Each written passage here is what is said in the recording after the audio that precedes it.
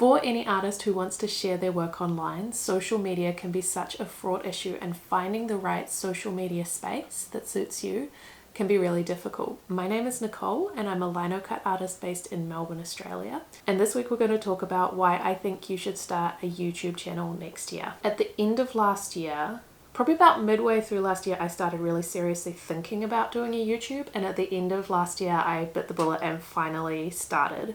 So my YouTube channel has been going for a little bit over a year at this point right now.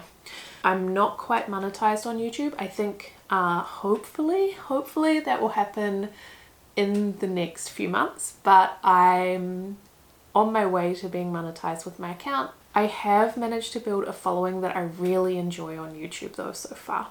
So I wanted to talk to you a bit about what happened since I have shifted my focus away from Instagram onto YouTube.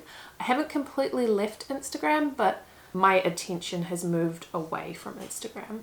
I find it much easier to come up with one idea a week instead of having to try and squeeze out of my art practice 5 separate ideas for videos a week.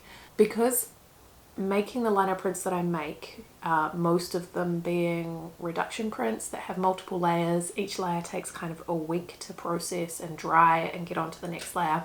It's really difficult for me to think of 5 separate pieces of short snappy content to create when I just don't have new things to be posting about all the time on Instagram. I also find that the content that I was making for Instagram, in order to fit in like an art process, I'm essentially taking clips from the work that I'm doing and I'm cutting them down to 1 second long, like tiny little clips, and they go flash, flash, flash, flash, flash for like 30 seconds.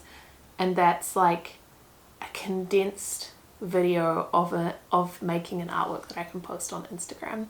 And it's so out of line with the process of making the artwork itself. It doesn't feel anything like how it feels to sit down and actually make the artwork, where on YouTube I have the time to show the process more fully and to cut little bits from my life into the video that make it feel a lot more accurate to how it is to make the work that I'm making. And that is in line with my values much more. The medium that I've chosen is a slow medium, and having a contemplative YouTube video that feels gentle and calm and slow is just more in line with my values and more in line with the work that I'm making. Another thing that I've noticed in the difference between YouTube and Instagram is that when I post a video on Instagram, if it does really well and I get a few comments, the quality of the comments will tend to be 1 or 2 words plus an emoji or 2, which is not to say I'm not criticizing anyone who engages with my work or comments on my work. I'm always appreciative when people want to engage and have enjoyed what I've made to the point where they want to comment. However, I have noticed that on YouTube, because the content I'm putting out has more meat to it, what I get back tends to be a lot more as well. Like when someone leaves a comment, it tends to be at least a sentence long, if not a short paragraph, where they tell me something about what they're doing or they ask me a full question. And I just find that level of conversation and communication back and forth so much more enriching than, you know, like some emojis. It gives me somewhere to go with what I'm working on, and it just gives me like a much broader a much bigger sense of connection with the people that I'm talking to on these videos. And of course there's the obvious things when we talk about YouTube. The content that you make is searchable, so it doesn't have the expiry date that Instagram videos tend to have. When you post something on Instagram, it has a few days to a few weeks to get its views, and then once it's done, it kind of disappears into obscurity on your feed. When you post something on YouTube, because YouTube is owned by Google, they have a really good search function, and people can use the keywords to find your videos and to keep watching them for years into the future. And that means that the work that you put into making the videos that you make have an ongoing kind of like benefit to you and to the people who want to watch your videos. And that feels like a much better place to be putting your effort rather than into short-term kind of content. And lastly, the obvious sort of benefit of YouTube is that YouTube values its creators enough to have a monetization scheme. Even though YouTube is, I think, objectively a better platform to use to talk about your artwork, to build a connection with an audience, to make a community, I think people have some limiting beliefs and fears around kind of taking the leap into making that content. So I thought I would talk a little bit about some of the fears I had before I started my YouTube channel and kind of some of the learnings and understandings I've come to in the process of making videos over the past year. One of my early fears about making a YouTube channel was that I wasn't attractive enough, and I wasn't thin enough, and I wasn't young enough. I think we can see a lot of young, pretty people being really successful on social media, and we think that if we don't match that standard, we're not going to see any benefit or success. And I just don't actually think that's true. I think it comes from a place of fear around getting negative comments about our appearance or about ourselves and whether we're going to be able to handle those kinds of comments. But actually, I've had no one comment on my appearance so far, and I've had no negative comments that I'm too old or too ugly or not good enough to make YouTube videos. I see a lot of people who are my age or older making really amazing content. I think that one of the greatest things about YouTube is that it isn't content that's put out commercially by a media company, and those standards don't actually have to exist here. I think people find value in seeing faces and seeing people in a more authentic, real way, and in a way that's more relatable or like looks and feels more like them and their lives. So I don't think there's anything to be afraid of in terms of you being not physically a good fit for YouTube. I think anyone can be a great fit for YouTube. Another thing I worried about when I started my YouTube channel was not having anything to say and not being a good speaker. And to a degree, I think that's still true. I don't think I'm a particularly good public speaker, and sometimes I struggle with finding things to say. I muddle up my words a lot. I have to repeat myself a lot when I'm filming these videos. There's nothing wrong with that. There's nothing wrong with taking a few takes to get something right. I think you find as people leave comments and ask questions and engage with you on the platform, you have more and more to say because people are asking you more and more questions about what you're doing and they want to know more and more about you. So I think that comes as you kind of follow the journey. You can start in really obvious places when you start making your content and build up from there. And building confidence with your speaking voice, with talking to the camera, is a thing that you can practice and that you can get better at. Related to that question is that it feels silly to talk to the camera. And I think it does feel silly to talk to the camera. I think it always feels a bit silly to talk to the camera. I see big YouTube accounts who have been going for years still mention that sometimes they feel a little silly talking to camera, particularly if someone's watching them do it. But you don't have to have an audience when you make your videos. I never have anyone around when I'm making my videos, and that makes me feel a lot better about making the content. I also think that while talking to the camera feels silly, when people sit back and watch the content, it doesn't look as silly as it feels. We're used to consuming content where people are talking to us through video, and that's how it comes out through the other end. So while the sensation of making the content might feel a bit silly, I think you can feel confident that at the other end it won't feel silly to the person who's watching the video, and that can help you kind of tuck those feelings of discomfort away a little bit. The last kind of limiting belief that I want to address is I thought when I started that I didn't have the right equipment to make good YouTube videos. I think when you're starting out particularly, You don't need to have an amazing camera, you don't need to have lots of microphones. You can just use your phone. It's totally fine to just use your phone to film your videos. I am using an older DSLR. It's a Canon EOS 70D, which is a fairly old model. It gives me a little bit more depth of field, and I have a Rode camera mic plugged into it, and that sits on top of my camera. This isn't like my dream camera setup, but it is something that I can financially afford right now, and it does the job for my work. So there are definitely, like, you can start with your phone, you can move to something that is within your budget, that isn't, you know, the $2,000 vlogging camera that the most high-end creators use. There's definitely scope between that end and just what you have in your pocket, your phone.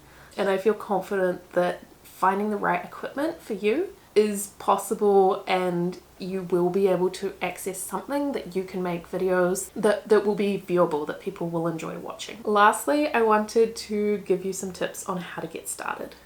My first tip is, if you want to get started, use the equipment you already have. Use your phone, use natural light, set up your space so that you can film easily. Don't rush off and buy expensive equipment, lots of lighting, things that you don't know if you actually need yet. I don't have any lighting. I don't like filming in light, anything other than natural daylight. So I make sure that my setup is by a window. So in the room that I'm in, I have 2 windows behind me, and I have a large window in front of me, and I'm filming with the light coming in from the window. It's sort of filtered, which is just how the light is at the center of my house. And I have the camera set up that I talked about before on a tripod. The tripod is something that I got secondhand, and then I have an arm that I use to do downward shots on my art. And that is pretty much all I ever use to film my videos. You don't need complex or expensive equipment to get started. In terms of the software to use for editing your videos, editing videos, long form videos, is something that I learned from scratch this year, and it's still something that I'm working on. But the software that I use is DaVinci Resolve, which is an open source free software that you can look up and download and put into use immediately. There are lots and lots of tutorials online for how to use it and how to do various things. It's a software that many people use and get really good results from. While there's a learning curve in using video editing software, you can put together a basic video that consists of clips and royalty-free music. You can download royalty-free music for free from YouTube in the YouTube Studio section. Again, it doesn't need to be complex, it doesn't need to be hard. You can do small steps to make videos that feel authentic, that feel beautiful, that are engaging to watch, and you don't need anything expensive or difficult or complicated to do that. What I would say is that you want to concentrate on getting multiple angles. You want to make sure the clips of different footage aren't too long, and you concentrate on cutting it down so that there's a good pacing to your video. You then want to add music and make sure your sound sounds really good, that the levels between your sound are right. And then if you do a little bit of color correction on your video, it will come out looking and feeling so great. It doesn't need to be hard. You don't need to use any advanced techniques in order to make something that will show off your artwork, that will show off your personality and the things that you want to do simply and easily. And the last thing that I think it's important to focus on if you want to build a following and see some success on YouTube is it is important to put some focus onto your thumbnails. Because YouTube prioritizes videos that get clicks, so people click on the video, they do this based on the thumbnail, the little picture that appears like either on their For You page or when they're searching. So putting some effort into making sure that the image that you use for your thumbnail is like engaging and makes people want to click and tells a story about your video, that is time really well spent if you want to see some success on YouTube. Lastly, if you're used to making short form content and you have kind of a plan around short form content, it can be quite intimidating to then have to make longer videos with longer form content. Some ideas I would suggest for making videos would be to base a YouTube video around a specific art project that you're working on, so start to finish on a single art project. I think tutorials are really effective and really searchable on YouTube. I think vlog style content where you share a bit about your life and how your art practice fits into your life in a larger context is really engaging and really interesting to people. So for me, those are essentially the kinds of categories that I'm focused on. I focus on tutorials and I focus on making some vlog content. And over time, I will probably work on heading more towards vlog content as I build up a library of tutorials, because there's only so many times that I can make a tutorial on a specific skill. I always want to share knowledge where I can and answer questions where I can, but there will come a point where I probably have covered a lot of the content really in depth. And so as time goes on, my plan is to move more into vlog content, where it's content talking about day-to-day life in my studio and kind of doing a weekly video of the work that I'm working on kind of each week. There are lots of things to explore on YouTube. There's lots of ways to make videos and to make content. Those are just some kind of broader ideas and some ideas on how I'm structuring my strategy and my schedule around what I'm making. But I think one of the most important things you can do is watch a lot of YouTube videos yourself, so you understand how the story building kind of works in other YouTube videos, and that will help you think about how you structure your own videos and how you make this kind of long form content. Just as I said that, my camera literally stopped recording. That's how long I've been talking. Alright, so I think my last tip is, while it can feel intimidating to start something like a YouTube channel, and while we might have some fears around like appearing on camera, talking to camera, whether or not starting something will be a success, I think a lot of people are scared to start new things because they're worried they won't see success in it. But if you never start, you're never going to see any success.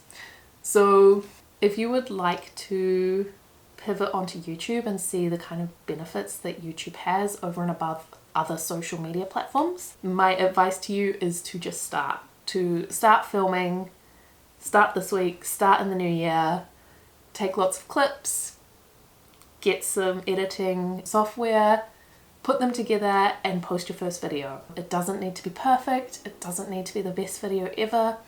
I think these things like making social media content, it's about momentum, it's not about perfection. So as long as you keep working on it and keep trying to get a little bit better with each video that you make, you're going to see progress and you're going to start making connections with people and building a community. So my best advice, if you want to do this, is to just start. Okay, I think that is enough from me. Thank you so much for watching. If you like this video, if you found my tips helpful, please give me a thumbs up. If you would like to see more printmaking content from me, this was a little bit of a veer away from the work that I usually do. Most of what I do, as I said before, is tutorials and kind of project videos and vlogs about my printmaking work. So if you would be interested in watching more of that content, please subscribe to my channel. I put up new videos each week. As ever, thank you so much for watching, and I will see you in the next video.